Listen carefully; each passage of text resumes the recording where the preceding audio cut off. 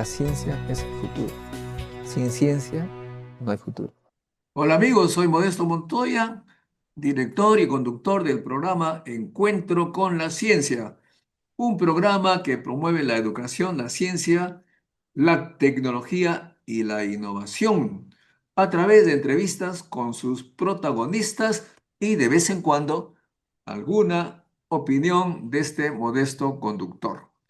Estamos ahora con el doctor Vicente Ota, sociólogo egresado de la Universidad Nacional Mayor de San Marcos y conoce muy bien las culturas porque además ha sido viceministro de Interculturalidad. ¿Sobre qué tema vamos a hablar con el doctor Ota? La influencia del barrio, del colegio, en fin, del entorno, de los amigos en la manera de comportarse de uno. O sea, nosotros tenemos una marca de nuestro pueblo, de la ciudad donde hemos vivido, de la universidad donde hemos estudiado. En fin, todo, cada paso de nuestra vida nos deja una huella indeleble que se manifiesta a lo largo de nuestras vidas a través de expresiones orales, gestos, acentos, etcétera, etcétera, etcétera. Sobre este tema vamos a hablar con él. Pero antes, mu- saludar a nuestro invitado. ¿Cómo estás, Vicente? Te veo un poquito cansado. ¿Qué pasa? Mucha chamba. Estoy recuperándome de algunas actividades fuertes, de algunas entrevistas muy intensas que he visto en tu programa, así que estoy tratando ¿no? de asumir ahí una serenidad y una objetividad. Muy bien. Precisamente, si me permites unos 5 minutitos, porque hay muchos amigos que me han llamado, me han pedido que en cada programa diga un cachito de mis actividades. ¿Qué cosa hace Modesto Montoya? Me dicen. Parece que tú fueses solamente un conductor un locutor, me han dicho, un locutor, que tienes tu prompter ahí, que lees cosas. No, no. Entonces, cada programa, antes de empezar el tema serio, iré dando cachitos de lo que estamos haciendo. ¿Ok? Bueno, para ello entonces voy a compartir hoy en este momento una, una página, la página mía, y les muestro acá, por ejemplo, esta es la Revista Mexicana de Física. Esta Revista Mexicana de Física, pues, publica artículos científicos de valor importante en América Latina y en el mundo.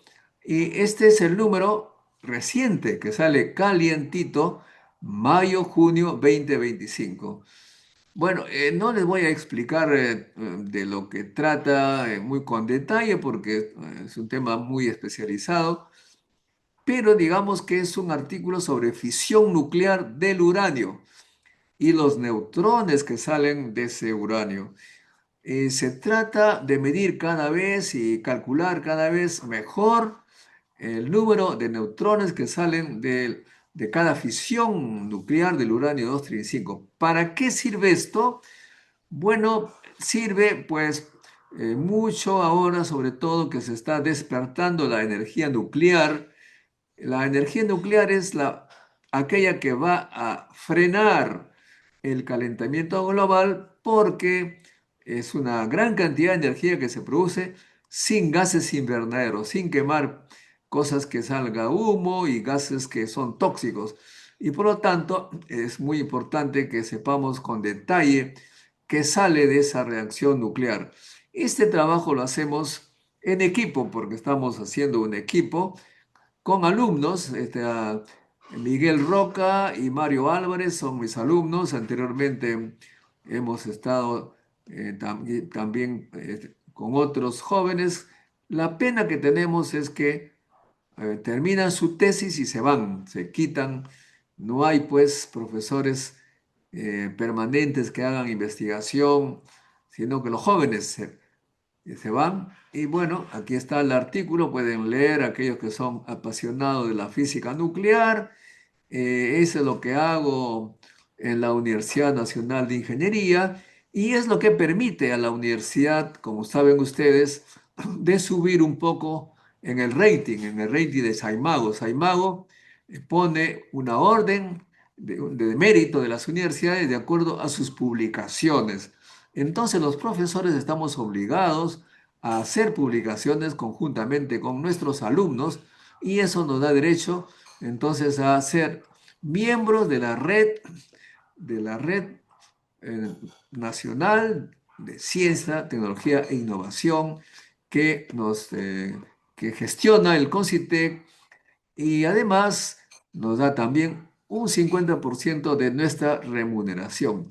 Todos los profesores de la universidad deberían estar en esta RENACIT, que es muy importante. Ustedes pueden ingresar, lo dije hace algunos programas, al RENACIT, al CONCITEC, y ahí pueden encontrar quiénes son investigadores y docentes. Los docentes tienen que ser investigadores, ser RENACIT, y sería bueno que todas las autoridades de la institución tengan esa etiqueta porque así promueven la publicación de artículos científicos, promueven la investigación, la universidad crece en investigación y, por supuesto, eso eleva el prestigio de la universidad a nivel nacional e internacional. Nuestra Universidad Nacional de Ingeniería está un poquito disminuyendo en este ranking de Saimago, pero convoco a los alumnos de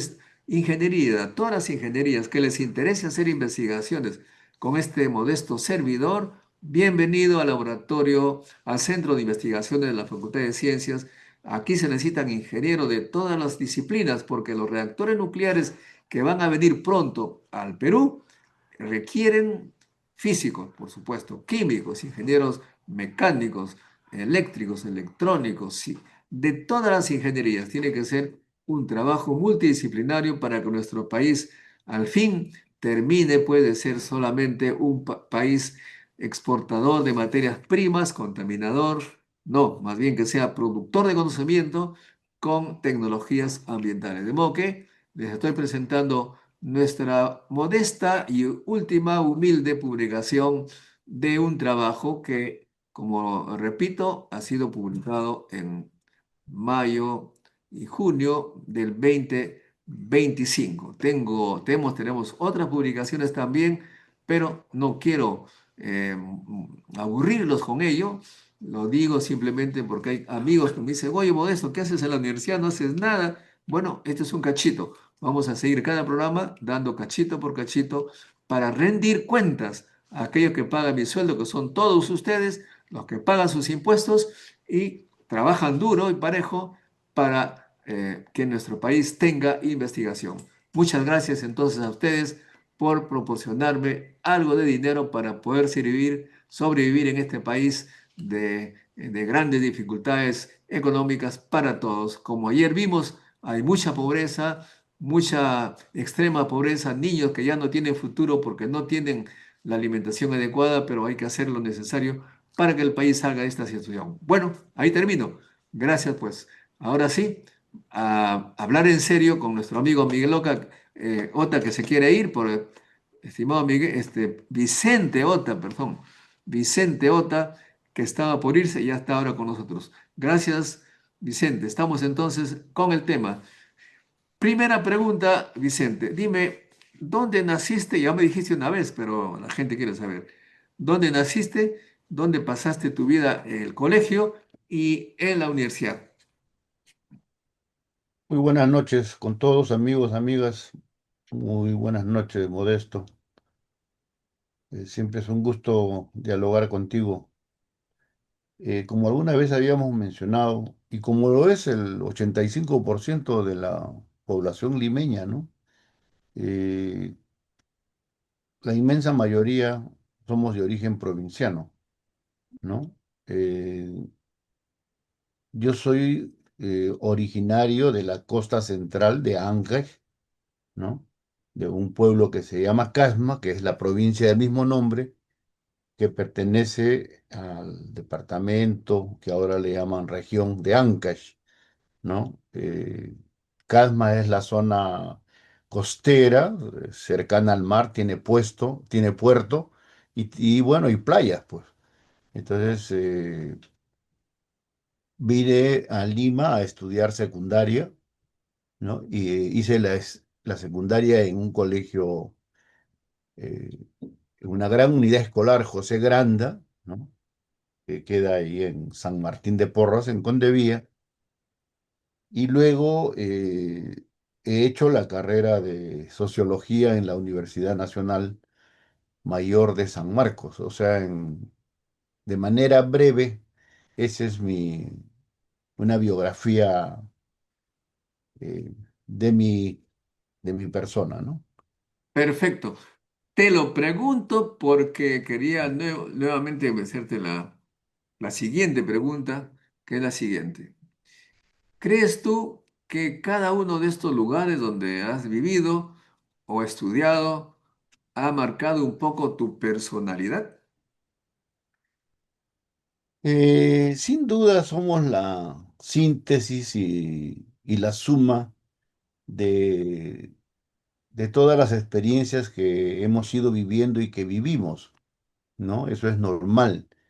Eh, y obviamente los lugares, los espacios sociales donde más tiempo hemos vivido y hemos tenido las experiencias más intensas, más trascendentes, nos marcan, ¿no? De una manera eh, mayor que los lugares donde vivimos fugazmente, ¿no?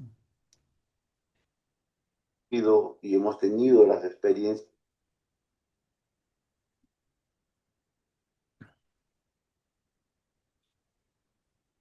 Te No sé. escucho, te escucho. Bueno, te digo que eso, para ir entrando en materia, porque creo que el motivo de esta conversación es la manera como la comunidad inmediata, el barrio, influye, ¿no? En tu personalidad, en tu manera de ser. Yo creo que en el caso de Lima, en los últimos 40 o 50 años, se presenta una situación peculiar, ¿no? En el sentido que a partir del 80, 85, es tan fuerte la migración, la población migrante es mayoritaria, que ya la identidad, ¿no? De barrios que antes era más o menos evidente y marcado por decirte, ¿no? La gente del RIMAC, ¿no? Tenía un perfil determinado, la gente de La Victoria, ¿no? O Barrios Altos, o Lima Cercado, ¿no? Lo que era Monserrate, en fin. O el Callao, ¿no? Que siempre ha tenido un estilo y una personalidad diferenciada de Lima, ¿no?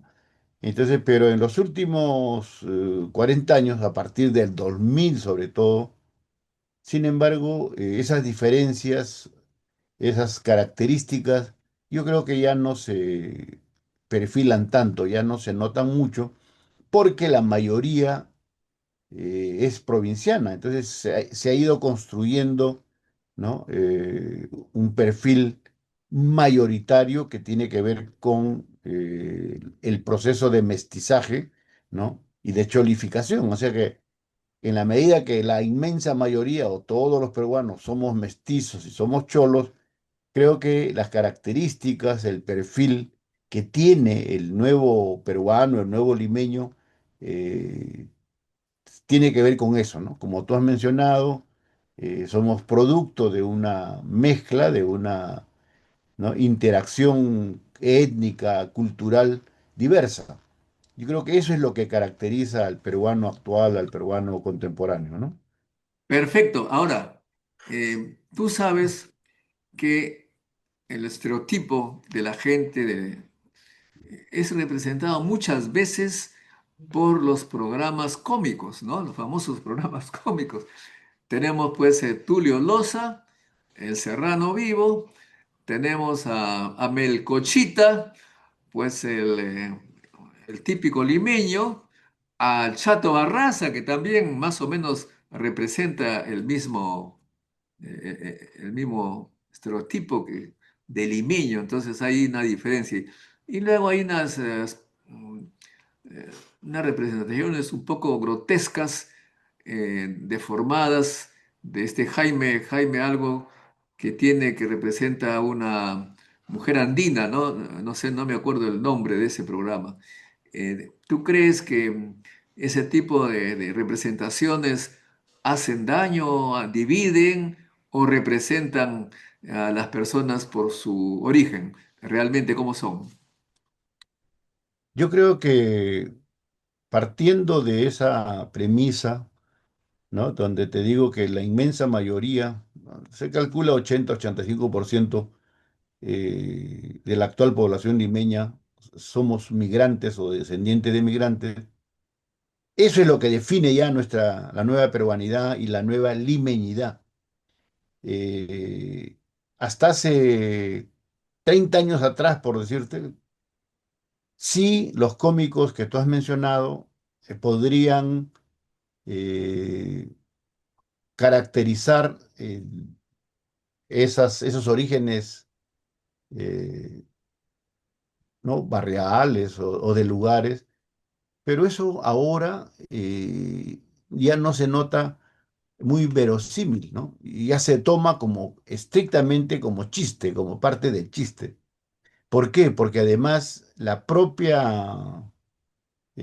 propia manera de actuar de estas personas que tú has mencionado ha cambiado, ¿no? 20 o 30 años atrás, bueno, cuando tú has hecho la mención de Tulio Loza, efectivamente era muy importante porque Tulio Loza seguramente encarnó como nadie el migrante provinciano.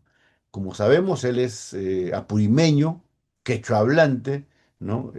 Alguien que sabe, conoce de manera en primera mano el huayno y el quechua, y el propio personaje con su lenguaje y su vestimenta, el famoso Nemesio Chupaca, ¿no? Que apareció a mediados del 70 en la televisión, todas sus ocurrencias ¿no? que evidenciaban ese origen así de manera muy claro y contundente, su origen provinciano y serrano, el- era parte de lo que generaba la comedia, el humor, ¿no es cierto? Ahora, la diferencia, ¿no? Creo que lo peculiar de Tulio Loza y de su personaje Nemesio Chupaca es que no era el cholo cohibido, tímido, ¿no? Eh, no, era el cholo entrador, o sea, guapeador, lo que ahora se ha resumido en la idea de con un componente económico, ¿no? Que le llaman el emprendedor. O sea, él ya anunciaba, ¿no? El cholo pujante que venía a conquistar a la capital. Entonces no el que venía a ser humillado, ¿no? A ser preso de las bromas, de las chacotas, ¿no? Ahora, en el caso de Melcochita o del Chato Barraza, como tú bien has mencionado, evidencian, ¿no? O reflejan el estilo, ¿no? El perfil psicológico, cultural del limeño, ¿no? En caso de Melcochita, la del sambo, ¿no es cierto? Pero el sambo lleno de picardía, lleno ¿no? De humor, ¿no? Un taimado, de respuesta ágil, ¿no? Con mucha facilidad para encontrar la parte cómica, la parte, ¿no? Donde está la diferencia de la situación. Y el Chato Barraza igual, ¿no es cierto? Ahora, que uno también, por las características étnicas, encuentra diferencia, ¿no? Porque el Chato Barraza, como sabemos, proviene de una familia provinciana, ellos son chiclayanos, ¿no? Los Barrazas son, los padres eran chiclayanos, ¿no? Y ellos vienen aquí a la capital y los hijos, ¿no? Tanto Cecilia como Miguelito vienen pequeños y se desarrollan acá. Y a diferencia de Melcochita, por ejemplo, ellos vendrían a ser socialmente hablando y también como parte de identidad barrial, de barrio, ¿no? Es tipo lo que diríamos pequeña burguesía, ¿no? Barrios populares, ¿no es cierto? Entonces, y que se evidencian, ¿no? En la manera de hablar, en las características del humor que hace Miguelito Barraza, ¿no? Entonces, eso es lo que yo te comentaría sobre ese aspecto, mi estimado Modesto. Muy bien, muy interesante. O sea que esa gente ya no es chistosa, ya no causa, digamos, eh, notoriedad en este momento porque ya estamos en otra época, ¿no es cierto? No, yo creo que sí siguen todavía siendo personas que causan, ¿no? Risa, diversión. Todavía, Pero, sí, claro, pero si tú te das cuenta, hay cambios muy importantes en la manera de hacer chiste, ¿no?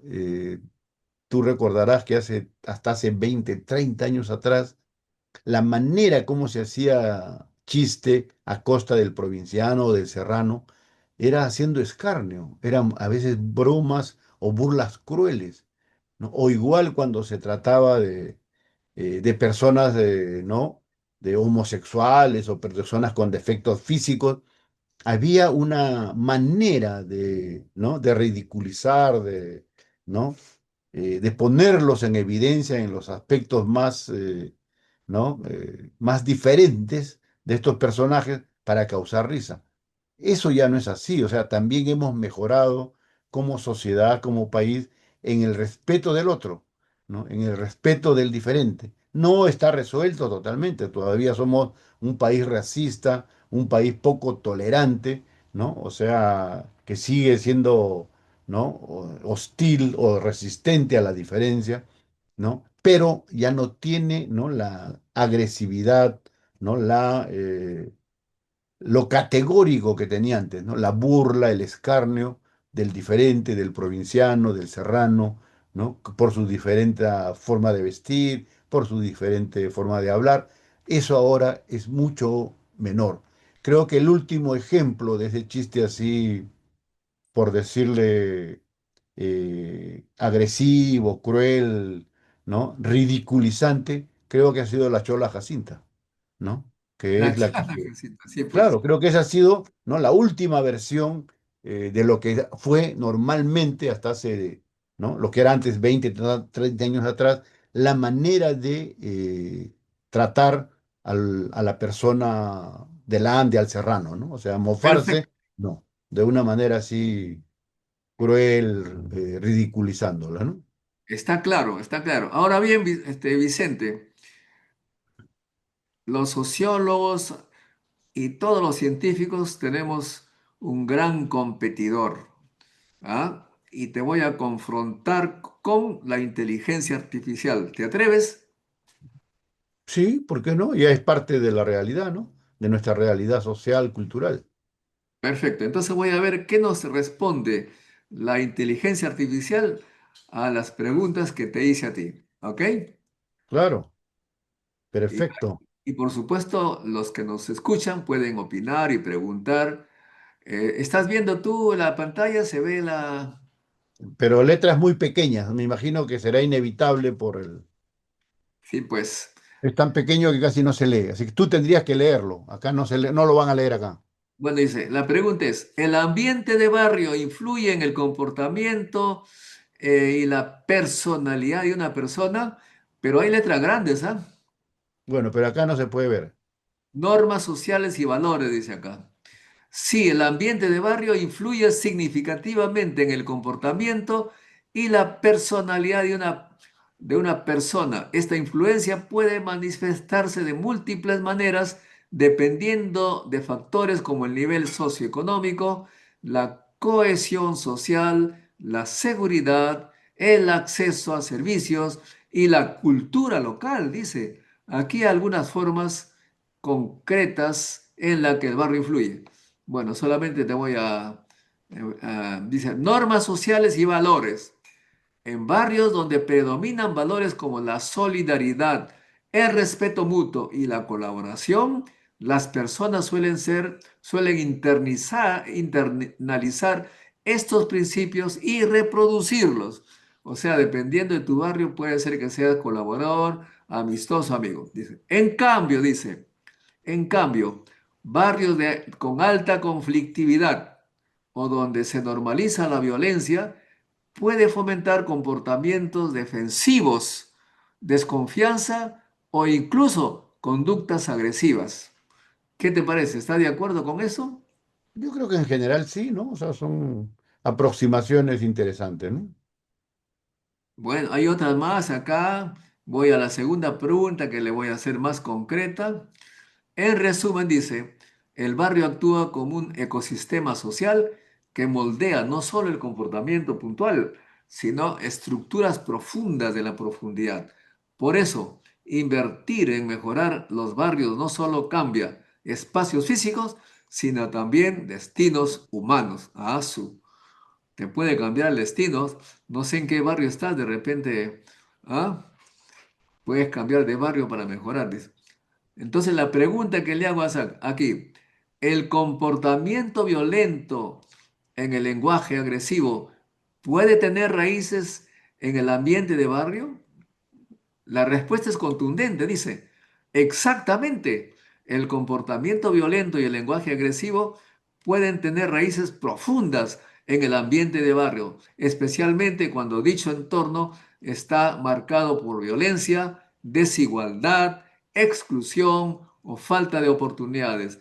Esta influencia se puede explicar desde distintos ángulos. No voy a ir a los ángulos, ya ustedes pueden, amigos, investigar, hay bastante información, pero lo que señala es muy preocupante, estimado Vicente, porque nos señala pues que en un barrio donde hay ese tipo de características, pues yo me acuerdo, en una época, estoy hablando en 1974, venía del Politécnico José Pardo hacia la UNI y pasaba por el parque universitario y por descuido mío, mi automóvil tenía la puerta sin el seguro, se metió un tipo y entró dos más y me dijeron así, a los barracones, y era a las 7 de la noche. Digo, no, yo no soy taxi, le digo, no, me voy a la universidad. No, no te hemos preguntado si eres taxi, nos llevas a los barracones. Sé que mi cerebro comenzó a tranquilizarse, en paz. Digo, ¿cómo salgo de este lío? Porque si voy a los barracones, yo me he enterado que ahí hay matones, no salgo vivo, ¿no? Tú hubieras pensado lo mismo, supongo. Yo creo que podría salir vivo, lo que no iba a salir es tu carro, con toda seguridad. Bueno, bueno, ok. Entonces yo iba, entré por antes de la avenida, antes de la Plaza San Martín, y mi cerebro seguía trabajando a no sé cuántas revoluciones por minuto. Y si tú te acuerdas, en el Cine Colón, en la esquina Colmena con Cine Colón por ahí, el auto tenía que bajar, ¿no? Y había ahí una caseta de policías en la época pues, de la dictadura, ¿no?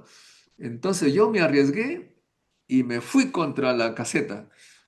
Los policías el ejército, no sé, nos apuntó con sus rifles, salimos todos, nos llevaron al sexto ahí en la avenida Alfonso Ugarte, pidieron los papeles, los patas estaban recriminados, yo tenía que firmar en la denuncia, pero me amenazaban, no firmes, decía, con los ojos, ¿no? Pero yo como soy tranquilo, no tengo mucho temor a estos fanfarrones. Firmé nomás y se quedaron allí. Y yo presenté mi carnet de profesor universitario y no pasó. Ese tipo de comportamientos todavía existe hasta ahora, me cuentan que hay que saber a dónde ir. ¿A ti te ha pasado algo parecido, Vicente? No de la magnitud que tú señalas, pero algo que hay que comentar sobre lo que dice la inteligencia artificial es que la inteligencia artificial te presenta como fotografías, ¿no? Del momento. Ya toda la información sobre las cuales ellos sacan las conclusiones, no tiene un proceso sincrónico, o sea, en el sentido, no tiene el antecedente, ¿ya? Y tampoco ve la proyección, solamente ve el momento. Lo que te quiero decir es que eso que has mencionado en la primera parte, ¿no? Y también en la segunda, sobre cómo la comunidad barrial influye, puede ser más cooperativo o más individualista, eso tiene mucho que ver con la procedencia. ¿No? No solamente con el barrio en el que vives ahora, sino de dónde es la gente de ese barrio, de dónde. Entonces, en Lima, ¿no? La mayoría de la gente que tiene más impulsos, ¿no? Más elementos de cooperación, de solidaridad, son los andinos, son los provincianos, sobre todo serranos, ¿no? La asociatividad, ¿no? Que todavía existe, Los reproducida, puneños, dicen, los puneños hacen mucha colaboración. todos los andinos, unos más que otros, Ya, ¿no? ya. Tiene que ver con el AINI, ¿no? La vieja tradición andina, ¿no? Del trabajo mancomunado para hacer, ¿no? Cooperación, para ayudarse. Por ejemplo, eso es principalmente serrano y andino. Y eso ha influido en la formación de las nuevas comunidades, del nuevo limeño, por ese lado. No solamente porque un barrio te forma así. El barrio está formado por personas y la historia, la tradición de las personas, ¿no? Influye en la configuración de los barrios. Entonces, el Vía El Salvador es un ejemplo de eso, ¿no? En el terreno empresarial, comercial, Gamarra es un ejemplo de eso, ¿no? Unicachi, que son la mayoría de puneños que tú has mencionado, son ejemplos de eso, que han tenido un resultado exitoso, han salido adelante, ¿no? En gran parte, no porque han tenido talentos y capacidades o recursos individuales, sino porque ha habido un gran espíritu, ¿no? Cooperativo, ha habido mucha unidad, mucho apoyo mutuo, ¿no? Entonces, eso, por ejemplo, en nuestro caso, tiene que ver con el origen, con lo andino, con lo serrano. Y una última cosa que la gente no lo ve a simple vista porque sería como la inteligencia artificial, cuando lo ves en el momento y sin ver su historia. Eso es lo que ha producido las ollas comunes, ¿no? Y produce las polladas, que son las formas Apoyadas. como la gente se ayuda, ¿ya? Cómo encuentra maneras de cooperar para ayudar al otro vecino, al otro amigo. Eso son maneras, ¿no? Contemporáneas, modificadas de lo que tiene que ver con la solidaridad y la cooperación de nuestros ancestros andinos, de las formas de cooperación que vienen del Ande, ¿no? Ah, muy interesante. O sea que, en cierta manera, podría aquí en Lima fomentarse esa cultura que viene de los Andes para que seamos más colaboradores, colaborativos, ¿no? Así es, ¿no? Esas tienen múltiples formas y muy difundido en Lima. Tú no te han invitado, no has ido o no has comprado tus polladas, tus tarjetas, esas cosas, ¿no? O igual en los barrios un poco deprimidos, un poco donde hay gente que no tiene muchos recursos, o en momentos de crisis, ¿no? De escasez, las ollas comunes, ¿no? Es lo que ha ayudado a salir de emergencia y del Ah, hambre a mucha gente, ¿no? estoy en una reunión, le llamo un momentito, ¿ya? Ok, ahora bien, aquí viene una pregunta más difícil, ¿ah? Estimado Vicente, si es cierto lo que tú señalas, la, la cantidad de venezolanos que tenemos en la patria, se supone también trae su componente de comportamiento de barrios en Venezuela, traen otras costumbres. ¿Tú conoces algo de las costumbres venezolanas que pueden un poquito influir en la nuestra para ese mestizaje cultural? ¿Tú crees que pase Yo, algo? di- yo diría lo siguiente, la principal diferencia, ¿no? Del caribeño con nosotros, que nosotros tenemos una tradición, como te digo, marcada culturalmente ¿no? Por lo andino y también lo español. En el caso de lo caribeño, el peso, la influencia, ¿no? De lo africano, de los negros, es muy fuerte. Y ahí me estoy refiriendo a la música, a la alegría, ¿no? a la intensidad de la parte, ¿no? musical, del ritmo. Eso es caribeño. Y por ejemplo, muchas canciones de venezolanos son bellísimas, ¿no? De la parte de Centroamérica, creo que Venezuela ha producido géneros y canciones muy hermosas. Yo me imagino que tú conoces Caballo Viejo, ¿no es cierto? Sin Claro. alusiones personales, por supuesto. Esa canción que debe ser, ¿no? una de las canciones más hermosas, ¿no? de los últimos 50 años en América Latina, ese es venezolano, ¿no? De un autor muy famoso que se llama Simón Díaz, que tenía hasta un programa de televisión para niños. Y esa es una canción llanera, es una canción del campo, ¿ya? Entonces, eso es una cosa importante, ¿no? Venezuela tiene ese estilo, esa producción, ¿no? Del estilo del caribeño, de la música influido por el sentimiento, por el ritmo del negro africano. Ahora, lo otro es eh, que con la diáspora masiva que ha habido en Venezuela a partir de 2014, 2015, lo que sucede es que también hay una variación en el tipo de migración. Por decirte, en los primeros años de esa migración, 2014, 15, 16, venía gente que era la mayoría profesional, ¿no? O estudiante universitario o pequeños empresarios o empresarios que tenían dificultades para mantenerse en Venezuela y salían. Pero eso se ha ido, fue cambiando. Después empezó a venir gente, ¿no? Que era desempleado, que era no vago, gente media delincuente, ¿no? Que podríamos decir la segunda ola, ¿no? De 2016, 17. Y luego ha venido una última ola, ¿no? Que ya ha sido pura criminalidad, ¿no? Porque también habían momentos que creo que han soltado a presos de las cárceles, ¿no? Me imagino por hacinamiento o lo que sea, o dificultades para mantenerlo, y ya ha venido gente de mal vivir, ¿no? Sicarios, ¿no? Delincuentes, estafadores, también mujeres dedicadas a la prostitución, en fin. O sea, también ha habido un proceso, ¿no? que ha traído a diferentes tipos de personas. Entonces, la primera hora de venezolanos eran la mayor parte profesionales, o no, o estudiantes universitarios, gente con mucha formación técnica, ¿no? con muy buen nivel de desarrollo, tanto profesional como personal, como también moral, ¿no? Creo que esa es la composición.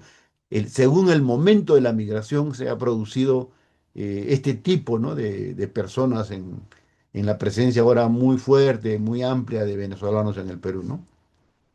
Claro, entonces poco a poco se está, digamos, haciendo una especie de cóctel de costumbres, de maneras de ser, de música, etcétera, etcétera. Y eso siempre termina enriqueciendo, me parece, según dicen los expertos.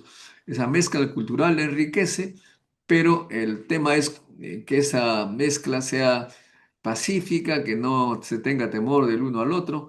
Acá Lima es un país mestizo completamente. Bueno, hay que seguir en ello. Vamos a ver, por favor, algunas preguntas del público. ¿Qué nos dicen? ¿Qué nos están?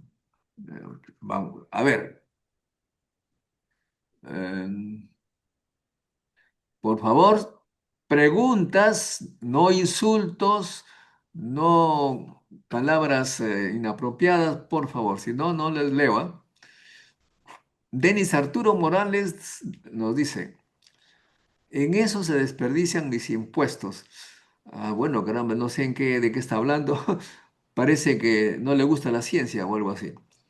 Eh, Joel, ya que uno de los problemas de nuestro país, que estamos limitados a los recursos naturales que no nos sirve sino para sobrevivir, es que los gobiernos no toman importancia en la ciencia y la tecnología, mientras que China, que ahora está súper avanzada, hasta sus dirigentes son todos científicos, ingenieros. ¿Alguna observación al respecto?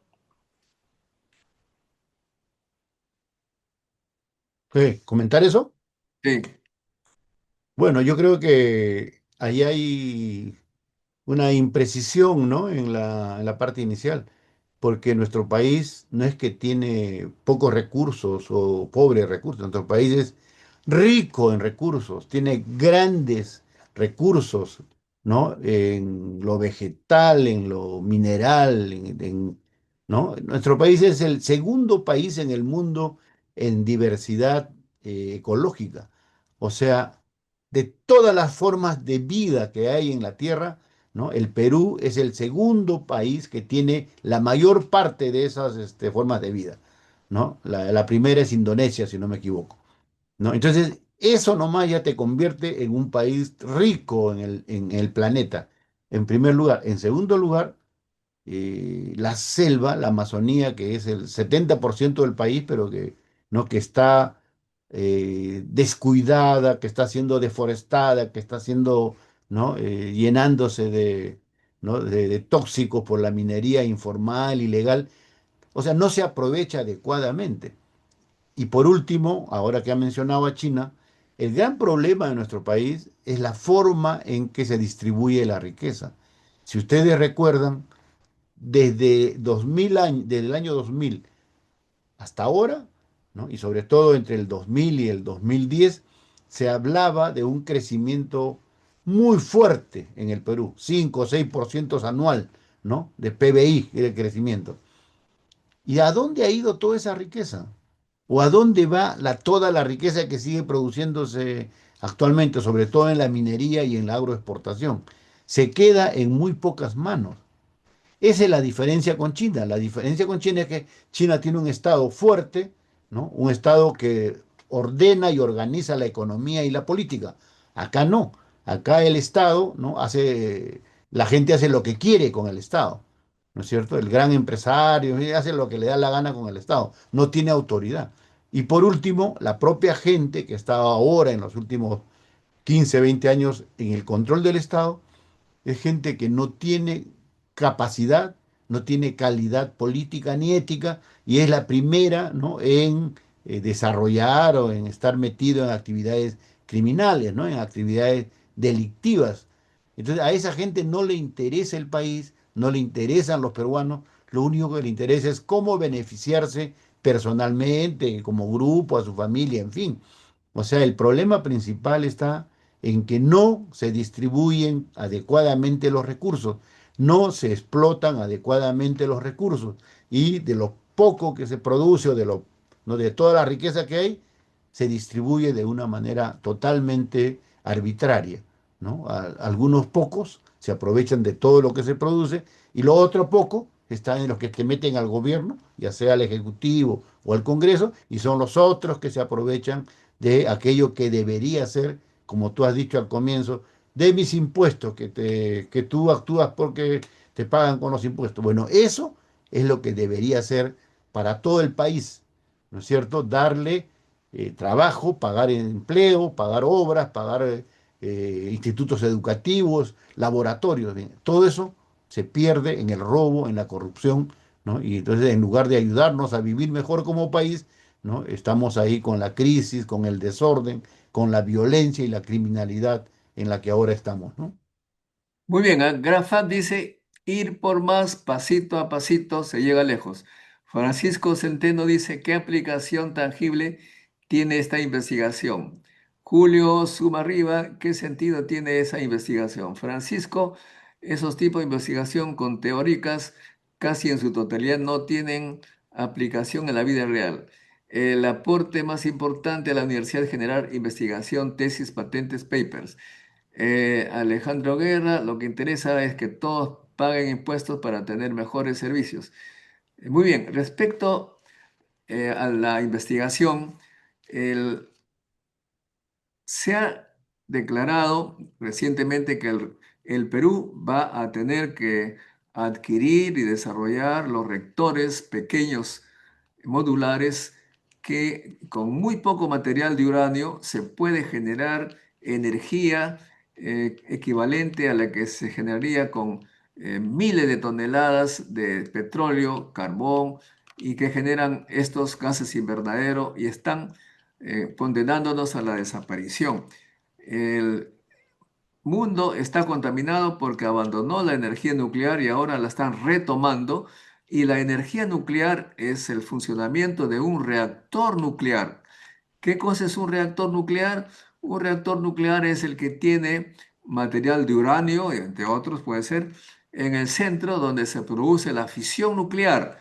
La fisión nuclear, la reacción en cadena donde hay neutrones y uranio que fisiona en dos fragmentos y se requiere para operar mejor un reactor, para construir nuevos reactores, para hacer funcionarlo de manera eficiente y con mucha cantidad de energía producida y con el menor costo, se necesita hacer simulaciones que son muy importantes para que el reactor funcione mejor. Igual también cuando uno quiere hacer una operación de irradiación de un tumor cancerígeno, también se hace simulaciones para que la radiación aplicada adecuadamente cumpla con su función. La física nuclear, la fisión nuclear no está al alcance de todos, pero sus aplicaciones sí. Las aplicaciones están pues en todo el mundo. Por ejemplo, Francia, el 85% de su energía viene de reactores nucleares. Y Alemania ahora está en recesión porque abandonó los reactores nucleares, ahora la están tomando. Vamos a ver en la próxima oportunidad los, eh, las evidencias que los países desarrollados están retomando la energía nuclear está renaciendo. Elon Musk quiere ahora construir reactores. Bill Gates de las computadoras pasa a los reactores. Pero bueno, ahora pasamos al otro tema que nos señala aquí ya Roger, Roger Claudio dice, un saludo para la paisana Jacinta, ¿no? Perdemos tiempo en opiniones y no avanzamos, dice Alejandro Guerra. Murdoch Lesban dice, ¿cómo dice Montoya? Eh, no sé qué está hablando acá. Es- no, yo dije que cuando tomé, entraron dos personas que tenían la puerta abierta, entraron y un poco que me obligaron, pues me querían obligar a ir a los barracones, no, no fui. Si no, de repente no estaría acá. Ya, Joel dice, la pregunta, con estado actual del Perú, ¿qué causa terror y corrupción con la razón? Con razón estamos puro cortinas de humo de la policía. No entiendo muy bien la pregunta. Con estado actual, será con el estado actual en el Perú, ¿qué causa terror y corrupción? Ah, bueno, que causa, el Estado causa terror y corrupción, dice. Con razón estamos puro cortinas de humo de la policía. ¿Has escuchado hablar de alguna cortina de humo de la policía, Vicente? Bueno, yo creo que la preocupación del amigo que manifiesta, yo le vería que tiene razón por el lado de que el Estado, ¿no es cierto?, que debería protegernos, que debería cuidar de la ciudadanía, no cumple y que en muchos casos más bien propicia o no permite el terror, la violencia, la criminalidad. Por ese lado yo le doy la razón. Y en ese sentido, ¿no? ¿Qué cosa pasó con el anterior ministro del Interior? ¿Tú recuerdas que se pasó un año y algo más en el cargo porque cumplía lo que Dina quería? ¿Y qué cosa es lo que Dina quería? Que no encuentren a Cerrón, que no detengan a su hermano, ¿no? Y que el proceso de investigación contra ella misma, ¿te acuerdas que el coronel Harvey Corchado, ¿no?, hizo inclusive el allanamiento a la casa de esta señora?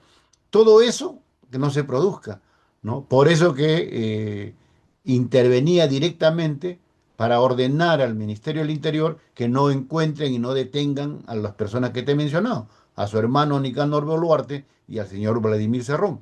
Y por último, como Harvey Corchado era un tipo que tomaba en serio su trabajo, lo cambió, ¿no? De dirigir una unidad especializada en el crimen, ¿no?, en el combate a la corrupción, lo puso a cuidar carros, creo, ahí en el puente Canadá. Entonces, eso, por ejemplo, es facilitar, ¿no es cierto?, el terror, la violencia, beneficiar a eso, ¿no? O sea, sancionar, ¿no? Y cambiar de trabajo a los que mejor hacen su labor, como el caso del coronel Colchado, y proteger, ¿no? A los criminales, evitar que los detengan. Creo que eso, todo eso en eso se refiere. Y lo último será lo que ha pasado hace 2 días, ¿no? Un ataque o un enfrentamiento violento con armas de fuego en el Puente Canadá con el Paseo de la República, ¿no? Donde hay 4 o 5 personas heridas, 2 delincuentes o 3 y 2 policías, ¿no? Entonces, todas esas cosas me imagino que les traerán preocupación y también molestia, indignación al amigo, en lo que tiene plena razón, ¿no? Porque así estamos viviendo. Muy bien, Alejandro Guerra dice, damos vueltas como un trompo y seguimos perdidos. No hay solución. Los jóvenes se van porque no hay solución. Todo es politiquería. Es lo que estás diciendo, ¿no? Pero, Más o pero- menos. pero igual tiene razón, pues. Sí, ¿Por qué pues. se van los niños, los jóvenes? Tú mismo lo has dicho en algún momento de tu intervención. Se Así es. calcula que en los últimos 3 4 años, entre 500 y 600 mil jóvenes están saliendo del país. Y es la gente más preparada, son gente que ha acabado la universidad o que está terminando la universidad. O sea, hemos, ¿no? gastado un presupuesto, hemos hecho una inversión fuerte, ¿no? El peruano, eso que tú hablas de nuestros impuestos, a formar jóvenes que luego se van, se tienen que ir del país porque no hay oportunidad acá de desarrollo, de trabajo, ¿no? De encontrar buenos, ¿no? buenos ambientes de estudio posteriores, posgrado, en fin. Entonces esa gente que ya está formada, ¿no? Se va y le sirve de mano de obra calificada gratis a otros países, ¿no? Entonces eso es una desgracia, ¿no? Porque eso debería servir para ampliar, para potenciar nuestras capacidades humanas para hacer un Perú mejor, ¿no? Ok, barrio que acoge, dice un seguidor, barrio que evoluciona. La migración también es una oportunidad para construir comunidad. Estamos de acuerdo, ¿no? Sin duda, pero lo ideal sería, ¿no es cierto?, que si se migra, como el caso de lo estamos hablando de los peruanos, sea pues que vayan verdaderamente a estudiar, o sea, por hacer un doctorado, hacer un posgrado. Pero la gente que sale, que está saliendo ahora, son gente que, porque no tiene opciones acá, tiene que irse a otro lugar para quedarse a trabajar y de repente instalarse. No es gente que va a especializarse y a regresar. Eso es una ínfima minoría. ¿No? Lo Muy bien. ideal sería que de 100 mil que salen en un año, por decirte, 80 mil salen a estudiar, a hacer posgrado, en fin, y van a retornar. Pero ahora salen 500 mil, 600 mil, y de allí no sabemos si retornarán 100 mil o 150 mil, y los 400 mil se van a quedar, ¿no? Y van a servir para el desarrollo de otro país. Eso es nuestra crítica. No, no es que no salgan, sí que salgan, pero para retornar, ¿no? Para luego enriquecer a nuestro país, ¿no? No para lamentablemente tener que insertarse y servir en otros lugares, ¿no? Bueno, aquí tenemos a Lucio Yanque que dice, maestro físico nuclear, Perú al año produce 180 toneladas de oro y Perú sigue con alta pobreza. No me explico qué pasa con ese oro. Bueno, básicamente el Perú, eh, el Estado cobra de esas cantidades que se exportan, los impuestos y otras regalías, y esa plata es distribuida por el Estado, ya saben cómo, quienes ganan bien, quienes no ganan en el Estado, y las empresas privadas que explotan el oro, pues se llevan una gran cantidad de todo ello, porque, y así constituyen las familias más ricas del Perú, ¿no? Vicente. Absolutamente, ¿no? Como, ¿cuáles son las minas más grandes y más productoras de oro? Yanacocha, conocido en Cajamarca, ¿no es cierto?, que ha formado a una de las familias más ricas en el país, mientras Cajamarca es una de las zonas más deprimidas y donde hay, ¿no?, de los países de las regiones que tiene más pobreza, ¿no? y menos desarrollo. ¿Qué quiere decir eso?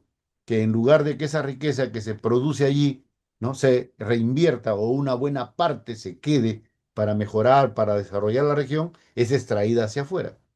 Ahora lo que está en el punto del conflicto social, Patas, ¿no? Donde actualmente produce el 60% de del oro del Perú, Modesto. Tú sabrás porque eres vecino de por ahí, ¿no?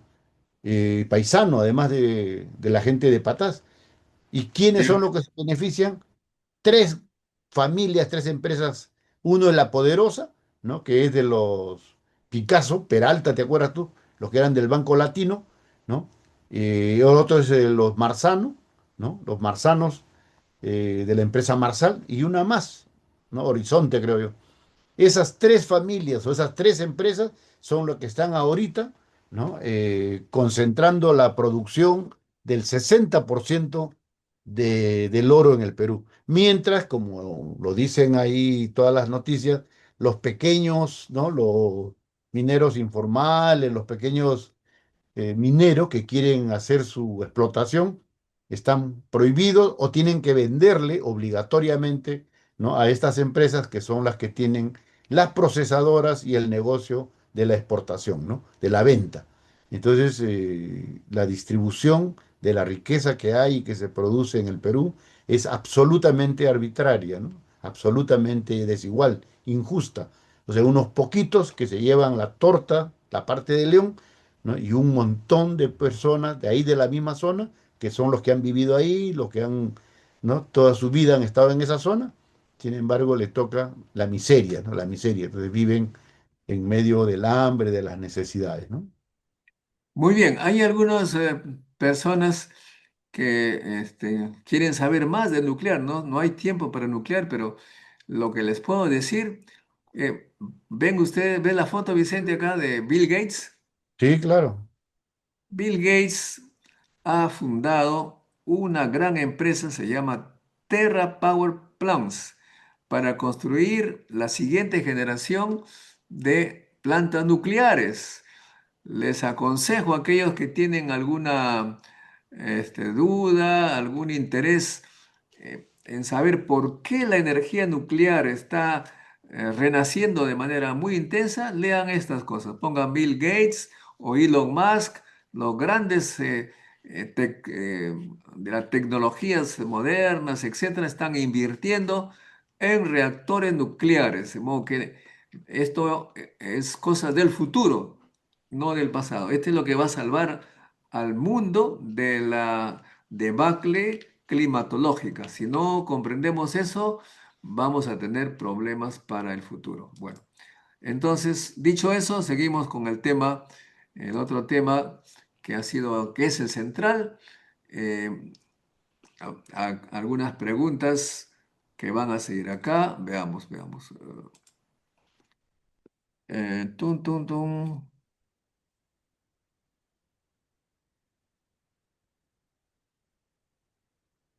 Dice acá,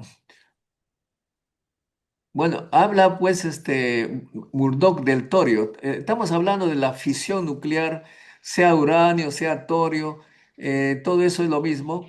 Eh, los estudios de fisión tienen la misma naturaleza, de modo que podemos hacer estamos haciendo sobre el torio.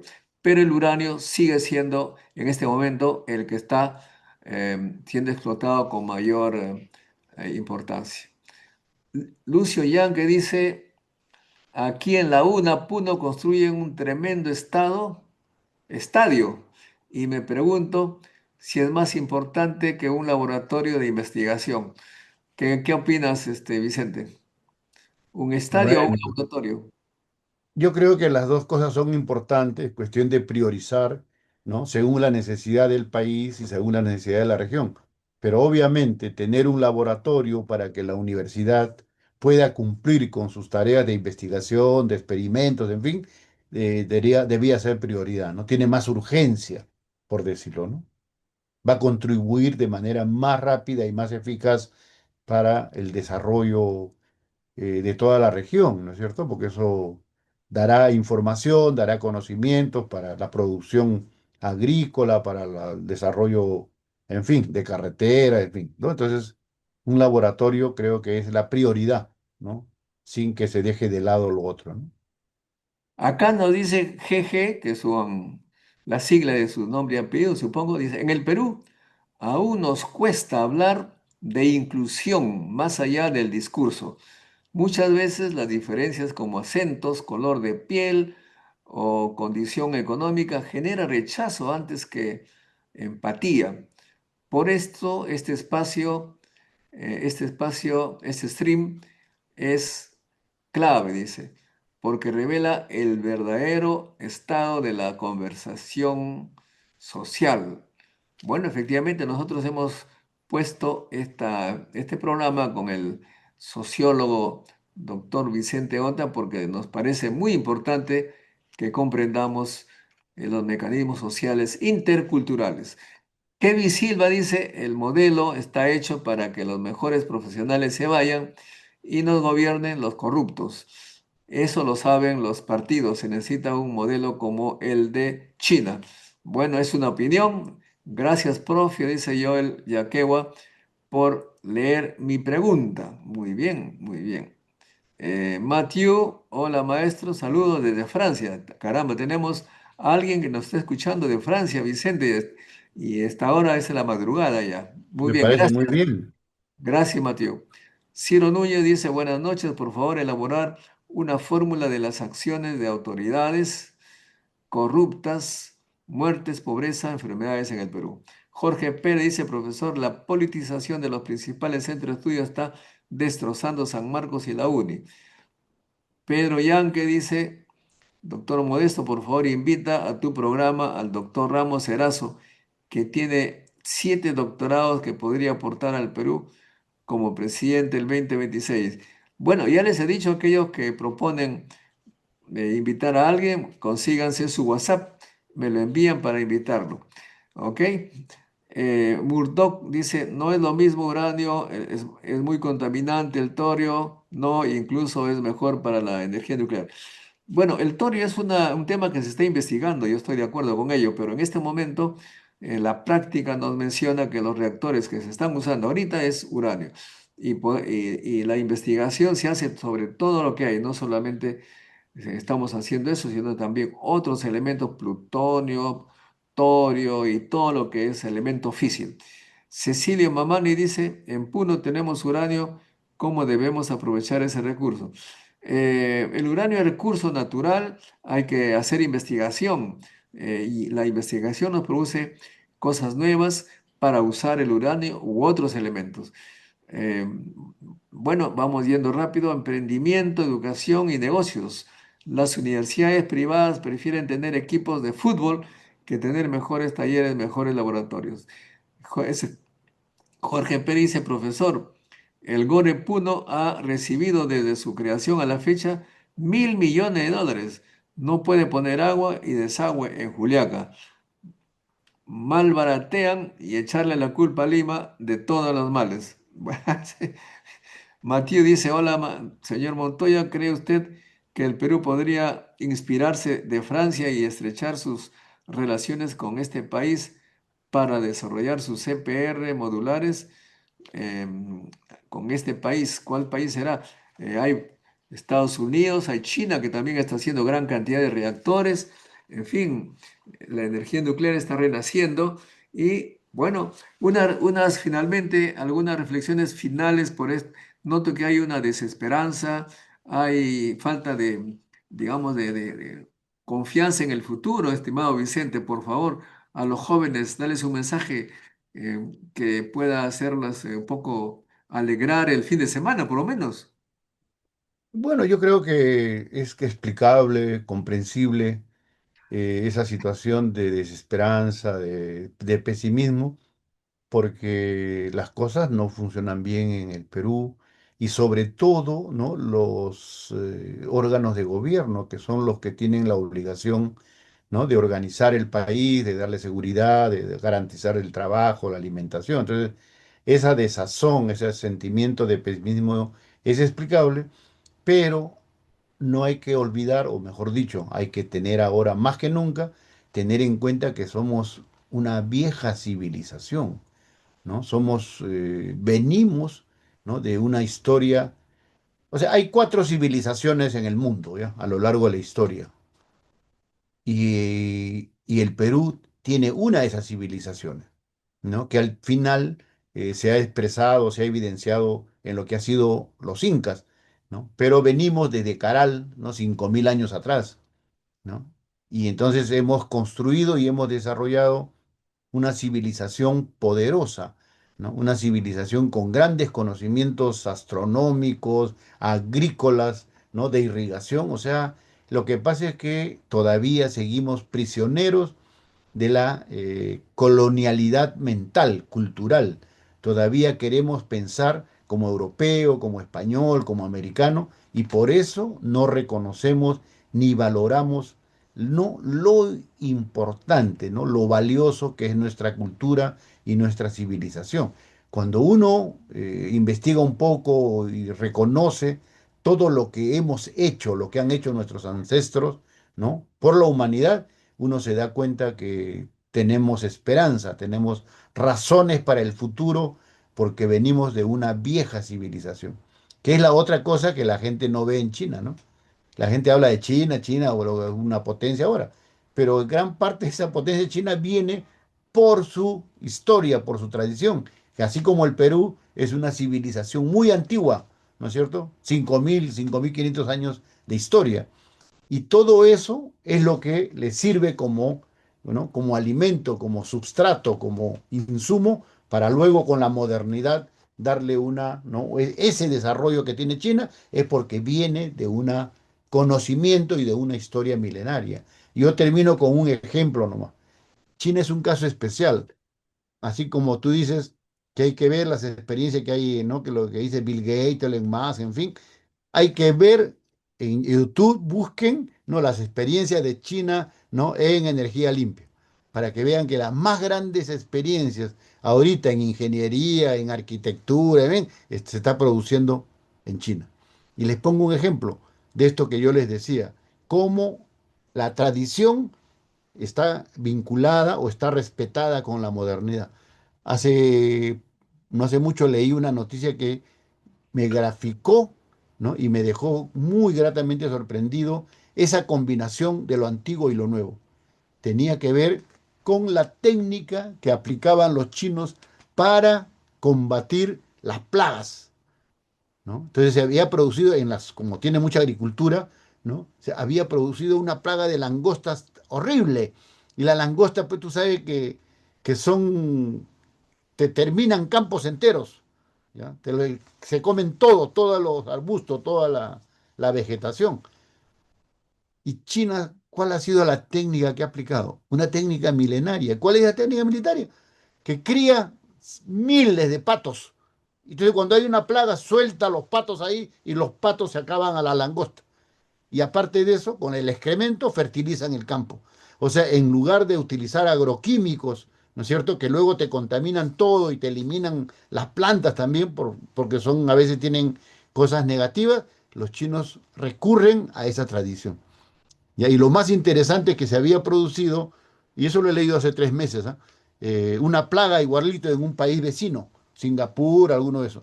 Y fueron a China a pedirles ayuda para ver cómo controlaban esa plaga de langosta. Y los chinos fueron y le metieron 50.000 patos ahí, a los campos donde estaban ahí. Y listo, se resolvió. ¿Qué cosa revela ese hecho que parece tan simple, tan, ¿no? anecdótico? Revela la validez y la eficacia de una técnica antigua, ¿no? que puede seguir teniendo valor en la actualidad. Entonces, eso es poco como un modelo para nosotros que igualmente venimos, ¿no? con una tradición, ¿no es cierto?, de conocimiento y de manejo técnico muy grande. No hay país en el mundo que tenga 2000, 3000 variedades de papa que dicen tiene el Perú. Y la gente, ¿qué cosa cree? Que la papa solito se ha seleccionado. Es una variación genética, es un cultivo, ¿no? O sea, los incas desarrollaron ¿no? en Moray, en el Cusco, sus centros genéticos y produjeron esa variedad de papas. La papa, que era una planta venenosa al comienzo, ¿no? luego fue transformado por un manejo genético de los incas en lo que es ahora. y que sirvió para combatir la hambruna y la muerte, ¿no?, de Europa, de millones de personas en 1600, 1700. O sea, eso es lo que nosotros hemos aportado a la humanidad, solo que a veces la gente no sabe o no quiere reconocer la importancia que tiene, ¿no?, nuestro conocimiento, nuestra civilización.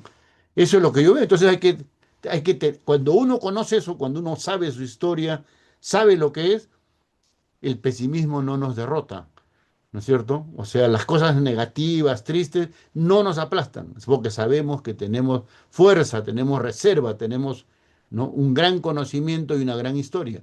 Por eso yo sigo confiando en que todos, pues, estos corruptos criminales se acabarán y las cosas buenas, la gente que como nosotros trata de hacer algo por el país, al final prevalecerá. Entonces eso es lo que hay que persistir. No, no hay que desmayar, no hay que chuparse, como se dice en el lenguaje coloquial. Hay que mantenerse firmes, pálidos pero serenos, mi estimado Modesto. Muchas gracias Vicente, nos da mucha esperanza, nos animas, me hace recordar a César Vallejo de esa poesía Masas, ¿no? Nos querrán, Así es, nos querrán matar, pero seguiremos viviendo. Eh, así es. ¿No es cierto? Gracias amigos, ha sido Vicente Ota con el tema intercultural, barrio, influencia en la personalidad y con ustedes les agradezco, hagan like, compartan, suscríbanse para hacer cada vez más por la ciencia porque sin ciencia no hay futuro. Chao, chao amigos, hasta el próximo encuentro. Chao Vicente, nos vemos. Buenas noches, Modesto, ya nos veremos. La ciencia es el futuro. Sin ciencia no hay futuro.